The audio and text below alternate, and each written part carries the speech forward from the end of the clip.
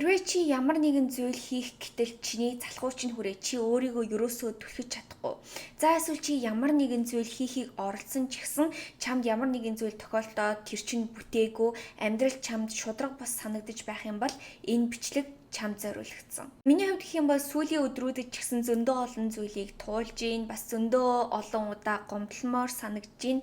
Тийм учраас өнөөдөр би та бүхэнд яг өөрийнхөө энэ дуршлаг туулж байгаа зүйл дээрээ тулгуурлаад за мөн visualism бичлэгээс та бүхэнд хүргэнгээ хэрхэн залхуурлаад зогсоох вэ? Хэрхэн өрөвдөлтөд царайлахаа болох вэ гэдэг талаар та бүхэнд хуваалцъя. Нэгдүгээр гэх юм бол байгаа зү тэ чиний наад гомдлоод байгаа хохирогч сэтгэлгээ чинь хүнд ч хамаагүй. Хүн болгон өөрийн гэсэн асуудалтай байгаа. Хүн болгонд бүх зүйл шудраг бус санагдаж байгаа. Хинч чам дээр ирээд чамд ийм зүйл зохиолдсон юм уу? Яана гэж чамааг өрөвдөөд суухгүй. Магадгүй чиний дотны хүмүүс чинь хамгийн сайндаа чам дээр ирээл 1-2 минут тийм үү ийм юм тохиолдсон юм уу? Яана гэд чамааг нэг хэдэн минут өрөвдөж магадгүй. Тэгэл тэр хүмүүс завгүй өөрийнхөө амьдралыг бий болгохоо явна. Үеийн гомдлснороо юу ч хийдэж чадахгүй. Миний хувьд ч гэсэн яг адилхан байсан. Зарим үед үнэхээр би гомдлмоор санагдав. Эхлүүлж байгаа бизнесийн хувьд гэх юм бол яг миний хүссэн шиг хурдан үйл явцтай явахгүй, хурдан үр дүнгээ бол өгч чадахгүй байгаа. Гэхдээ миний хувьд би энэчээ зүгээр гомдлоод хүмүүс яагаад миний хийж байгаа зүйлийг ерөөсөө ойлгохгүй байгаа юм болоо та нар ингэж тгээж эсвэл би зөндөө олон ийм хүч хөдөлмөрийг тавьчаад багчин шудраг бус байна гэд би энэчээ гомдлоод би юу ч өөрчилж чадахгүй. Гэхдээ миний хийж чадах зүйл юу вэ гэх юм бол энэ юу нь болохгүй байна. Би энийг өөрчлөөд үзье, тэрийг өөрчлөөд үзье. Бүр болохгүй байх юм бол би дараагийнхаа зүйлийг хийгээд би өөрчилж болно. Та нар нэг зүйлийг ойлгох хэрэгтэй. Залхуу хүмүүс нь ямар хүмүүс гэж энэ хүмүүс бол зүгээр л мартагдсан хүмүүс. Зүгээр амьдралд бууж өгөөд өөрийнхөө төлөө юу ч хийхийг хүсэхгүй, яахыг ч хүсэхгүй. Угаасаа тийм гомдолдог хүмүүсийг амьдралдаа зөндөө олон харж л байсан баха. Амьдрал хэцүү байна, Монголын эдийн засаг тийм байна гэд өдөр болгон арх угаатай дандаа гомдолдог хүмүүс. Америкт ч гэсэн тийм хүмүүс бүр зөндөө их байдаг. Энтхийн Америкийн иргэнтэй цаанаасаа тэтгэмжтэй ийм гоё газар амьдарч байж ч зүгээр арх угаа тэр тэтгэмжээрээ хар тамхи аваад хэрэгэлдэг хүмүүс зөндөө байхад гэтэл зөндөө олон нутгаасаа оргож ирсэн энчээ хүмүүс үхтлээ өглөөнөөс орой болтол ажиллаад хүүхдээ тижээгээ тэнцээ Мексикт хаана өөртөө гэр орон бий болгоод явж байгаа хүмүүс зөндөө байдаг. Хүмүүс ямар үеийн залхуурал гэдэг мэдрэмжийг мартдаг гэж survival mode буюу одоо амьд тэмцэх үед өөрийнхөө амьдралыг бүтээх гэж тэмцэх тэр үедээ хүн залхуурах гэдэг мэдрэмжийг тэр чигээр нь мартдаг. Та нар ингэж бодоод үзтээ энэ Америкт үхтлээ ажиллаж байгаа Мексикуудын хувьд гэх юм бол энэ хүмүүст ерөөсөө ямар ч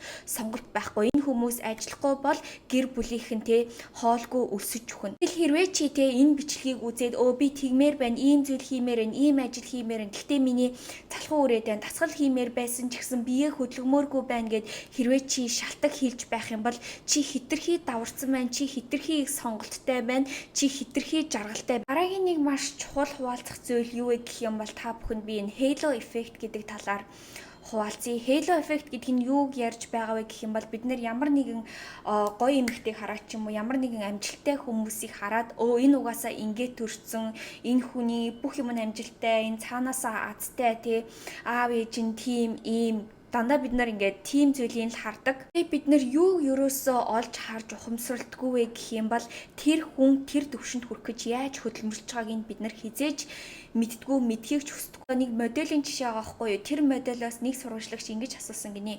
Чи яагаад дандаа ингээд өөрийгөө хайрлаад, эрүүл хоолой, дасгал хөдөлгөөн хийдий? Яагаад гэвэл чи угаасаа л ийм үзэсгэлэнтэй гоё эмэгтэй гэж хэлсэн гинэ. Тэгсэн чинь тэр сурвалжлагчид тэр эмэгтэй юу гэж хэлсэн бэ гэхээр ингээд модель байгаад хүмүүст бие харуулах нь миний карьер. Би бие ерөөсөө гоё авч явахгүй, хоолндоо анхаарахаа болоод биендээ анхаарахаа болох юм бол ингээл миний карьер тэр чигээрээ дуус.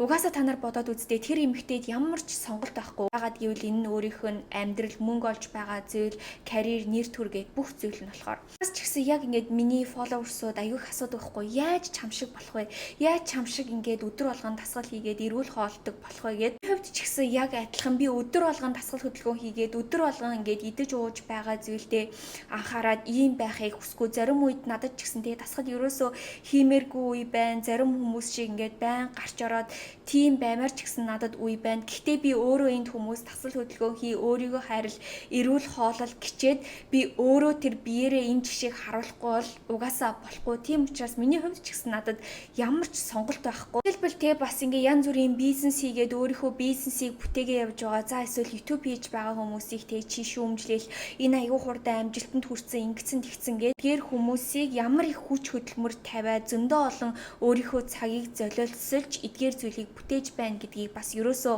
олж хардггүй. Жишээлбэл миний хувьд те би баян ингээ YouTube хийгээд контент хийгээд вебсайт дээрээ ажиллах хэрэгтэй байдаг. Миний хувьд гэх юм бол те 5 хагас сайн гардаг өдөр гэж байхгүй. Би ямар ч зурагт үздэггүй, олон ангитай кино, солонгос драма энэ эдгээр зүйлийг үзэхгүй бүр ингээд баг жоохон байхдаа л үзчихсэн баг. Түүнээс хойш би ямар ч цуврал үзснээ санахгүй байна. Манай гэрт угаасаа зурагтч байхгүй.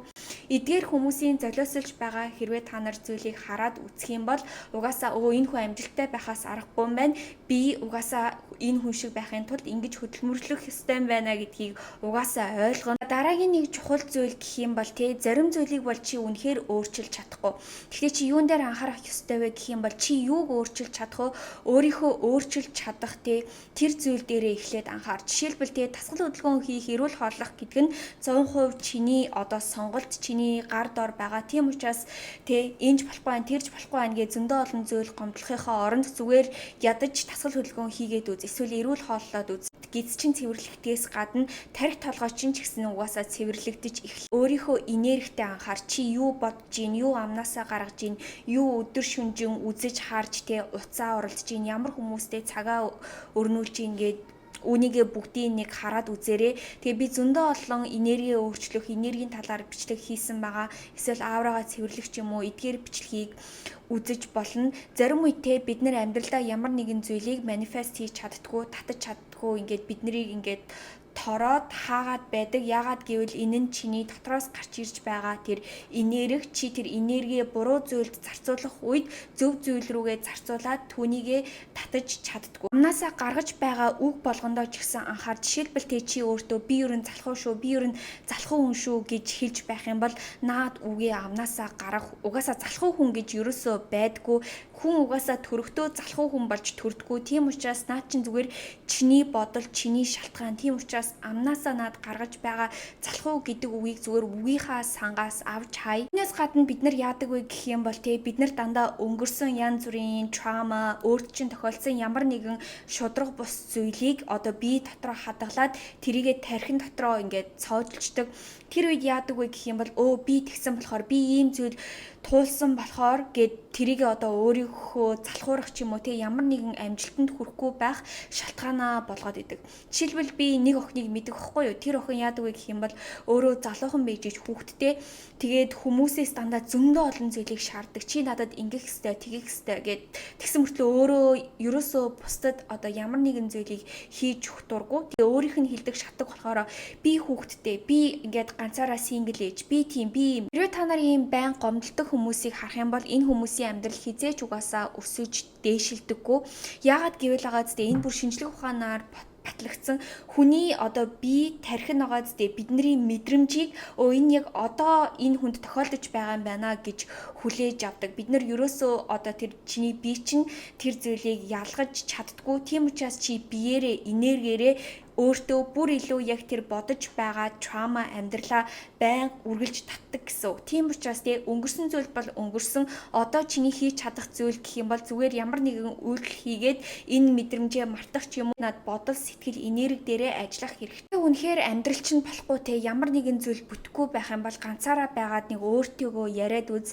Яагаад гэвэл бид нар ерөөсөө өөртөөгөө холбогдоод өөртөөгөө ярилцах цаг одоо өөртөө бараг олохоо болцсон. Яагаад гэвэл чи те завтай үедээ л үзэл завтай үедээ л уцаа оролдоол. За эсвэл ганцаараа ерөөсөө байж чадахгүй. Тэгэл ганцаараа ингээд жоохон уйтгарах гад ирэх юм бол хөөд уулзъя гарыг гэ те бүх энерги ингээд зөндөө олон зүйлд ингээд чи зориулах үед чи өөртөөгөө холбогдоод чи өөртөөгөө ярилцах цаг ерөөсөө байхгүй болохоор тийм үед чи угаасаа амьдралынхаа зорилгыг ойлгохгүй яах ёстойгоо ойлгохгүй те lost буюу ингээд хаягдсан мэдрэмж төрөх нь угаасаа тодорхой. Тэгэд өнөөдрийн бичлэг чам залхуурлаа давхад чинь тусалсан гэж найдаа. Хизээж бити гомдол өөрийнхөө амьдралд хариуцлага хүлээгээд хамгийн гайхалтай мөрөөдлийнхөө амьдралыг бүтээгээрэй. За тэгээд дараагийн бичлэгээр дахиад уулзлаа. Түр баяртай.